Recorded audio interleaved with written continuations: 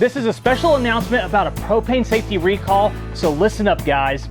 Hey, I'm Little Wade with Wade's RV, and if you purchased an RV between 2020 and 2021, every manufacturer was affected, so listen up because there's a safety recall on the Propane Quick Connect. You want to watch this video all the way through so you know how to diagnose and properly check it, and come in and see us if you need some help. Today, I'm gonna show you how to check your RV and see if it was affected by this safety recall. You're gonna need two things. One, a paintbrush, and number two, a container with soap and water in it.